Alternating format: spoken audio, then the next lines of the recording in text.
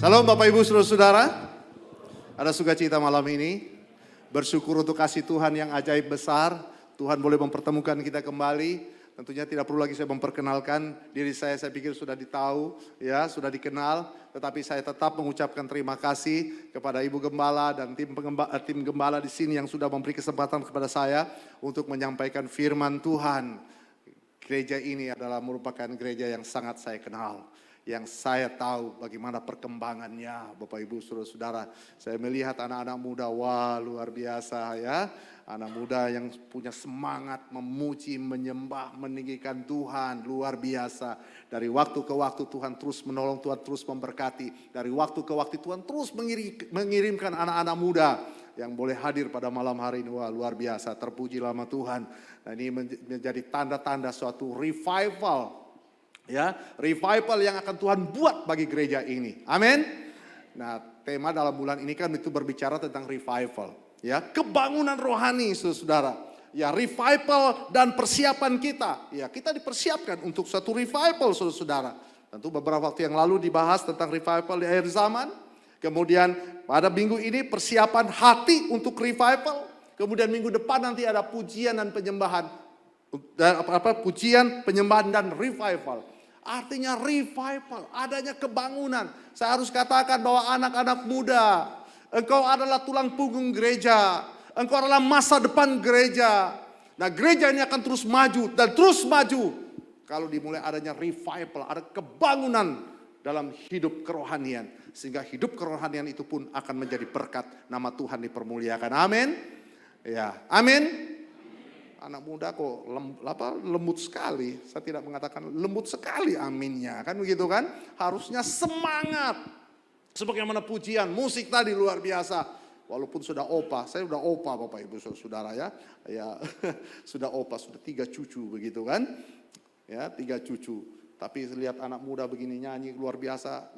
Sepertinya gelora anak muda, gelora masa muda mulai tumbuh kembali kan begitu. Nah itu bagus juga, artinya tidak akan tua-tua kan begitu ya. Tetap muda kan begitu, tetap punya semangat ya.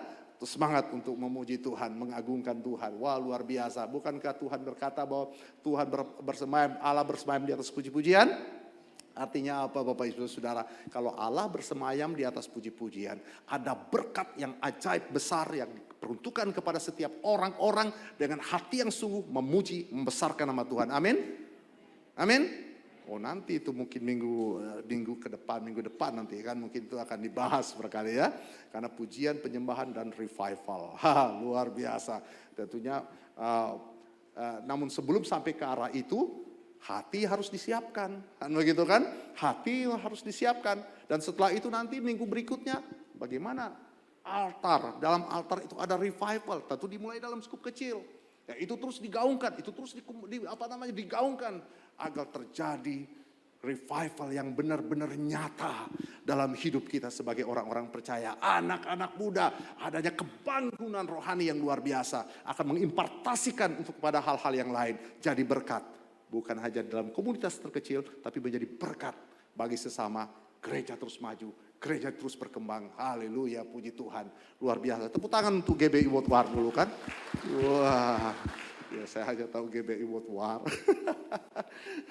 Ya, Bapak Ibu saudaraku yang dikasih dalam Tuhan, revival. Pertanyaannya apa itu revival? Saya pikir kita sudah tahu. Ya, revival, kebangunan rohani. Haleluya, puji Tuhan saudara-saudara. Nah pertanyaannya apa itu revival? Sekalipun mungkin kita sudah punya bayangan tentang arti dari revival itu sendiri. Tentu sesungguhnya revival itu sekali lagi bukan sekedar ibadah yang ramai. Revival itu bukan hanya sekedar musik yang bagus. Haleluya puji Tuhan kita punya musik yang bagus. Atau emosi sesaat saudara-saudara. Ya, tetapi revival adalah kebangkitan rohani. Ketika hati yang dingin itu dinyalakan kembali. Kemudian ketika dosa ditinggalkan. Ketika Tuhan menjadi pusat penyembahan bukan manusia saudara. Dan sesungguhnya revival terjadi ketika Tuhan datang Dan secara nyata Tuhan datang di tengah-tengah umatnya, di tengah-tengah saudara Bapak Ibu Saudara. Maka Nats dalam 2 Tawarik pasal yang ke-7 ayat 14. Ayat ini kita cermati baik-baik pada malam hari ini. Menjadi dasar perenungan kita untuk mempersiapkan hati bagi suatu revival. Nah saudara-saudara, Nats 2 Tawarik pasal 7 ayat 14 berkata, karena ini satu ayat, di situ juga sudah ada, kita baca bersama-sama. 1, 2, 3. Jika umatku yang atasnya namaku disebut, merendahkan diri, berdoa, mencari wajahku, dan berbalik dari jalan-jalannya yang jahat, maka aku akan mendengar dari sorga dan mengampuni dosa mereka, serta memulihkan negeri mereka. Sama-sama katakan amin. Nah saudara-saudaraku yang dikasihi dalam Tuhan. Banyak orang, sekali lagi banyak orang rindu terjadinya suatu revival. Ya, rindu terjadinya suatu kebangunan rohani. Dan kita berdoa Bapak Ibu Saudara agar Tuhan turun tangan, agar hadirat Tuhan nyata, agar pujian dan penyembahan penuh kuasa. Tapi jujur, seringkali kita lupa satu hal, bahwa revival tidak akan dimulai sekali lagi dari musik yang hebat, sekalipun kita ingin supaya musik kita hebat. Bukan dari suasana yang emosional, sekalipun emosi juga Tuhan kuduskan Bapak Ibu Saudara. Bukan sesuatu yang yang wah dalam ibadah. Tapi sesungguhnya revival dimulai dari hati yang siap. Amin saudara-saudara. Amin. Hati yang siap. Hati yang siap. Karena ini kan berbicara hati yang siap untuk suatu revival. Coba colek kiri kanan saudara. Hati yang siap untuk revival. Oh, supaya tetap dipikirkan, direnungkan sampai di rumah tetap dipikir. Oh ternyata satu revival terjadi kalau kita punya hati yang siap saudara. Nah saudara-saudaraku yang dikasih dalam Tuhan. Revival juga tidak terjadi di sebuah gereja yang besar, sekalipun bisa saja terjadi saudara-saudara. Ya, bisa saja terjadi. Atau dalam suasana yang emosional saudara. Nah, tapi sekali lagi revival terjadi ketika hati seseorang itu siap. Saudara, Tuhan tidak mencari gereja yang megah untuk dibuat suatu revival. Ya, Tuhan tidak mencari gereja yang megah untuk suatu revival. Atau mungkin suatu suasana yang hebat, luar biasa indah. Tuhan baru buat revival, tidak. Tapi sesungguhnya saudara-saudara, revival sekali lagi itu dimulai dari hati yang siap.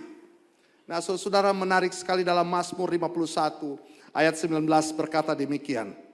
Mazmur 51 ayat 19 berkata, korban sembelihan kepada Allah ialah jiwa yang hancur, hati yang patah dan remuk, tidak akan kau pandang hina ya Allah. Nah saudara-saudaraku yang dikasih dalam Tuhan, sekali lagi revival akan turun dalam hidup kita, dalam hidup saudara dan saya, ketika kita punya keterbukaan hati. Keterbukaan hati saudara-saudara. Saudaraku yang dikasih dalam Tuhan, mungkin satu contoh saudara. Sekiranya hujan lebat turun membanjiri bumi ini. Sesungguhnya air itu tidak akan mudah masuk kalau tanahnya keras. Tanahnya keras atau bebatuan saudara-saudara. Tidak akan mudah masuk saudara-saudara. Tapi hujan, air, ya hujan turun dan membasahi bumi. Akan mudah masuk saudara-saudara. Mudah masuk ketika tanah itu dipersiapkan. Ya, tanah itu dipersiapkan untuk masuk saudara-saudara. Nah saudaraku yang dikasihi dalam Tuhan. Hujan itu diibaratkan seperti hadirat Tuhan. Tanah itu diibaratkan hati kita. Jadi Bapak Ibu Saudara, air hujan tidak akan masuk ke dalam tanah. Bukan hujannya yang bermasalah. Kalau air hujan itu tidak masuk dalam tanah. Bukan hujannya. Tetapi apa? Kesiapan tanahnya Bapak Ibu Saudara-saudara. Jadi Bapak Ibu Saudara, pelajaran pertama berkaitan dengan kesiapan hati untuk revival adalah pertama, milikilah sikap yang rendah hati. Milikilah sikap yang rendah hati. 2 Tawarik 7 ayat 14 dimulai dengan kalimat seperti ini. Menarik saudara-saudara. Jika umatku merendahkan diri, jika setiap orang mau merendahkan diri, apa sih merendahkan diri itu saudara? Apa sih merendahkan diri itu? Saudara, merendahkan diri berarti kita datang kepada Tuhan tanpa topeng. Ya, kita datang kepada Tuhan tanpa topeng. Kita datang kepada Tuhan tidak ada kata munafik, mungkin seperti itu. Kita datang kepada Tuhan tidak merasa diri benar, saudara. Tetapi kita datang kepada Tuhan, kita mengakui bahwa kita butuh Tuhan dalam kehidupan kita. Kita butuh Tuhan, saudara. Nah, saudara, Yesaya 57 ayat 15 berkata demikian. Aku diam di tempat yang tinggi dan kudus, tetapi juga bersama-sama dengan orang-orang yang remuk dan rendah hati. Jadi coba kita perhatikan di sini. Revival tidak turun di hati yang sombong. Revival tidak turun di hati yang penuh dengan kemunafikan. Revival tidak turun di dalam diri orang yang penuh dengan penuh dengan topeng-topeng. Ya, tapi sesungguhnya revival turun di hati orang yang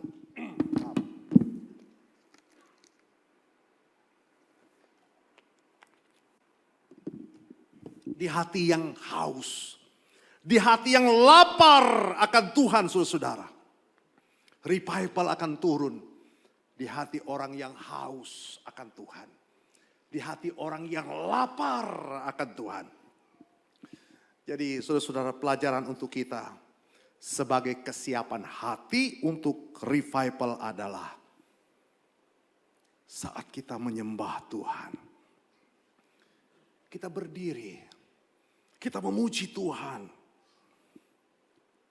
Saudara-saudara, kita harus datang dengan kerendahan hati. Kita harus datang dengan sikap yang jujur. Sembari kita berkata, Tuhan, Tuhan, aku butuh Engkau. Aku butuh Engkau.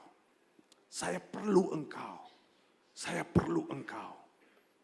Saudara-saudara, diibaratkan seorang anak kecil. Ya, dia tidak akan malu datang kepada papanya.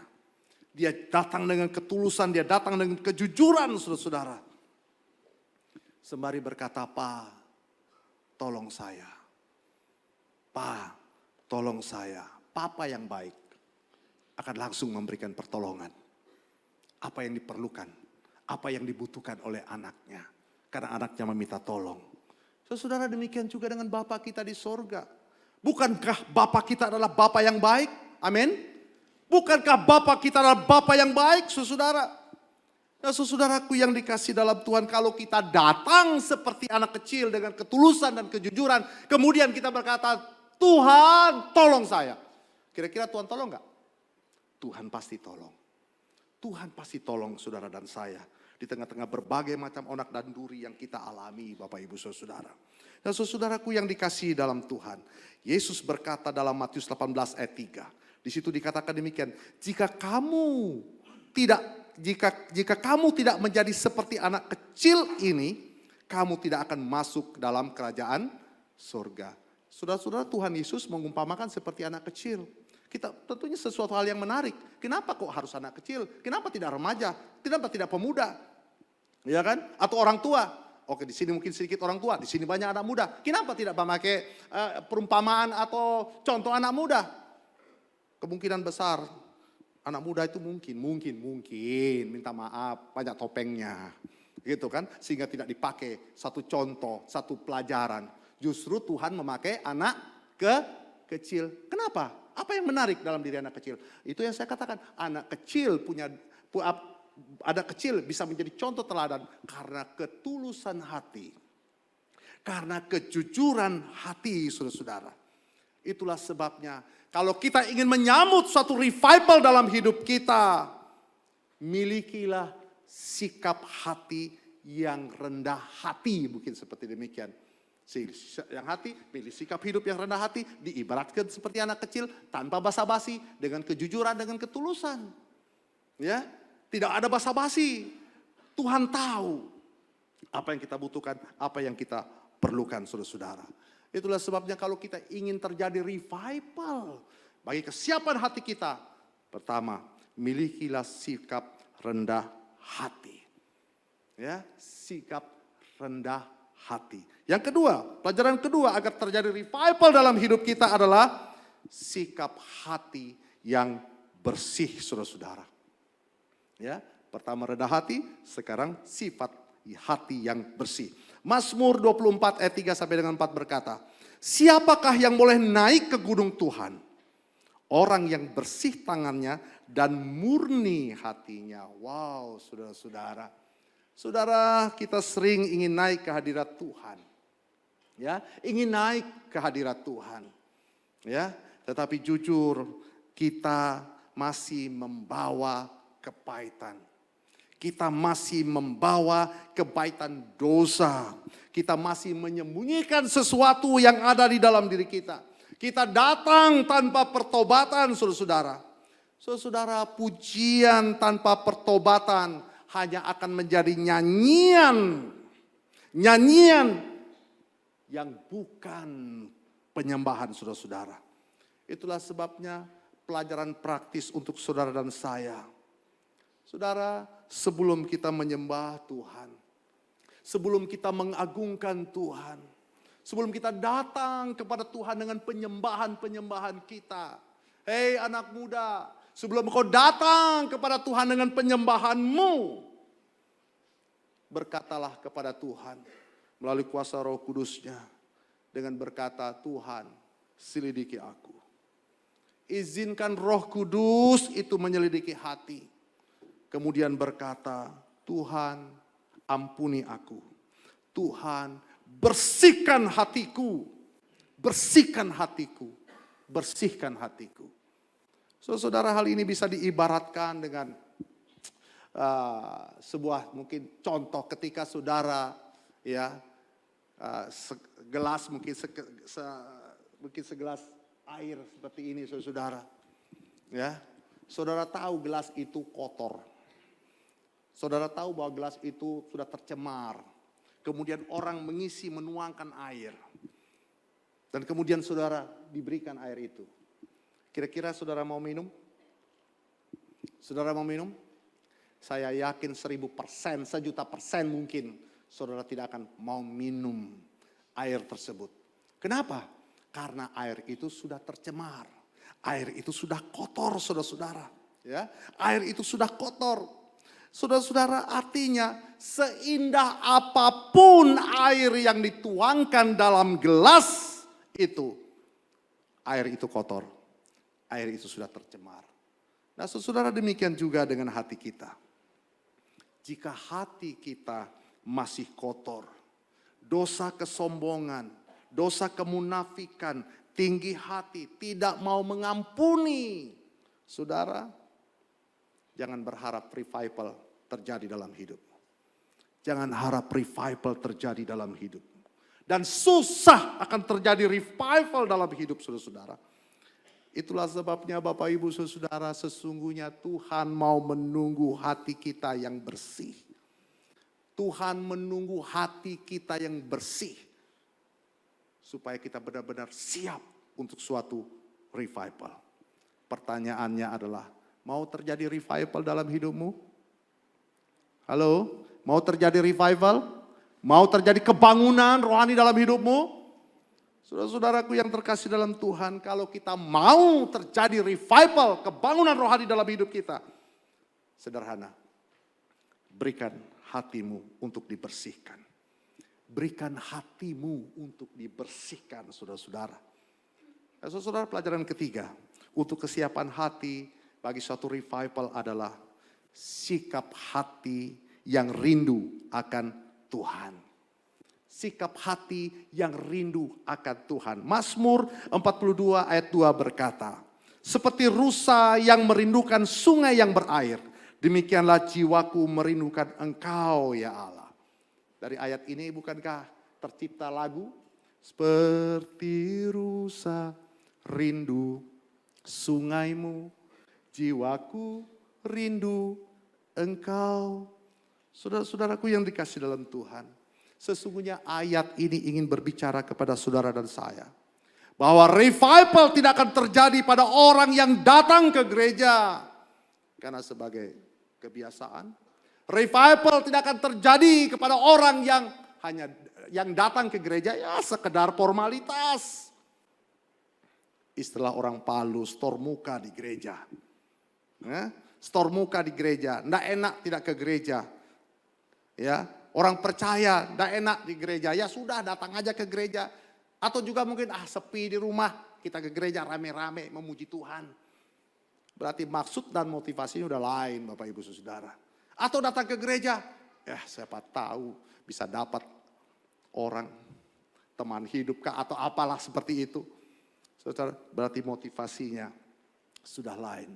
Dan orang-orang seperti ini tidak akan pernah mendapatkan revival dalam hidupnya saudara-saudara. Saudara-saudara datang dengan formalitas, saudara-saudara datang ke gereja hanya stor muka, takut dilihat atau diketahui sama ibu gembala atau tim gembala yang lain, ya takut, ndak enak, makanya ya udah datang saja. Saudara-saudaraku yang dikasih Tuhan, sesungguhnya sekali lagi revival terjadi ketika penyembahan menjadi kebutuhan, bukan kewajiban saudara.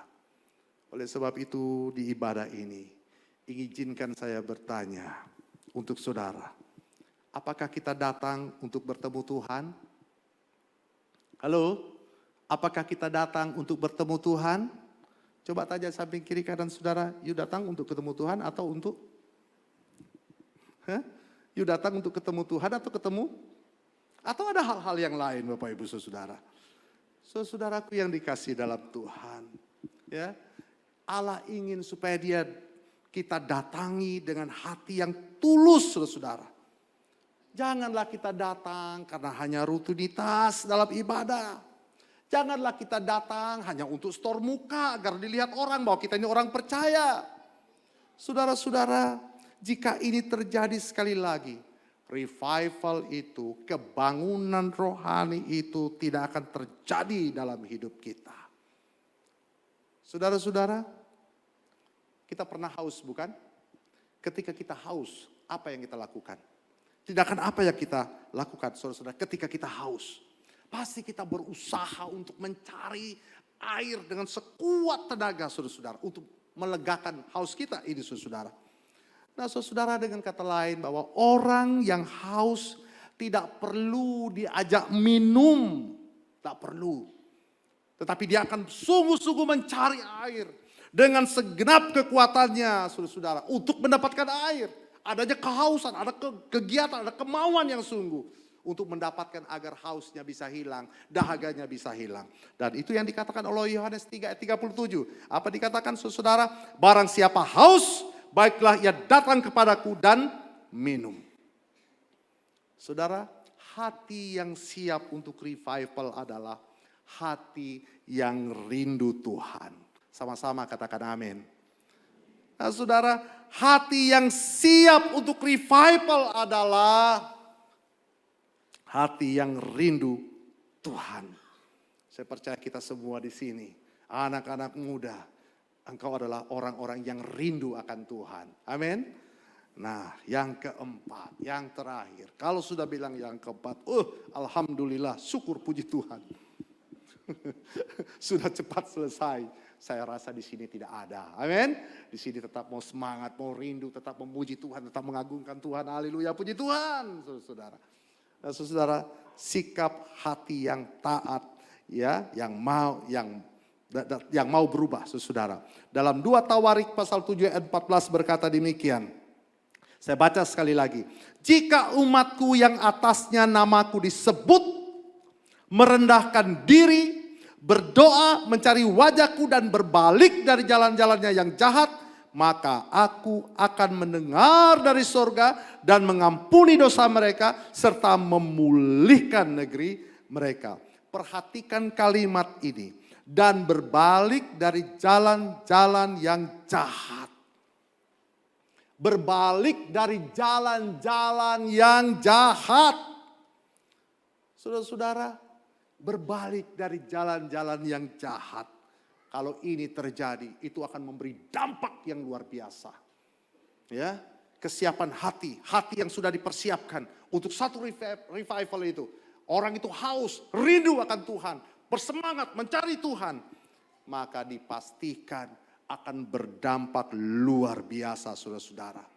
Dengan kata lain, revival sejati akan selalu menghasilkan perubahan hidup, ketaatan, dan kasih yang nyata. Karena tanpa perubahan hidup, kebangunan itu hanya menjadi emosi sesaat.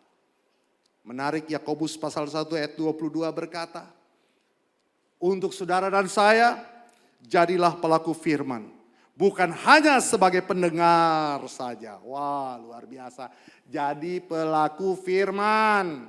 Jangan hanya pendengar. Banyak orang yang hanya suka mendengar firman. Atau mencari firman yang lucu-lucu. Tidak salah. Tapi kalau hanya sebatas itu yang jadi salah. Kita mendengar firman. Kemudian berusahalah untuk mengejawantahkan kebenaran firman itu dalam hidup kita sehari-hari. Di mana saja Tuhan tempatkan kita. Amin, saudara-saudara. Agar hidup kita menjadi berkat, saudara-saudara. Saudaraku yang dikasih dalam Tuhan, seperti salah satu contoh mungkin ya. Ya, korek api. Korek api itu tidak akan punya nilai apa-apa dan tidak akan berguna kalau hanya dia berada di dalam kotak itu. Ya, tapi satu korek api itu akan berguna ketika apa? Dia dinyalakan. Ya, dia dinyalakan. Sebenarnya ada kemenakan saya yang hadir di sini, saya bilang tolong carikan Om dulu korek api itu. Dia bilang sudah dapat, susah sekali dapat, tidak ada korek api seperti itu. Mungkin sudah itu produk zaman dulu barangkali. Ya sekarang sudah lain kan, pakai gas kayak begitu kan. Dulu kan masih pakai begini-begini. Begitu kan. Jadi saudara-saudara, korek api. Satu korek api itu ya, ketika dibakar seperti itu, dia akan melahirkan nyala yang besar. Kalau dia banyak, dia akan menyalakan nyala lebih besar. Dan akan membakar banyak. Apa saja bisa terjadi saudara. Karena api yang besar dari satu korek api itu saudara. Saudaraku yang dikasihi dalam Tuhan. Sesungguhnya Tuhan juga siap menyalakan api revival dalam hidup saudara dan saya. Tetapi dia menunggu hati yang mau digesek. Hati yang mau direndahkan. Hati yang mau dibersihkan. Dan hati yang mau diserahkan.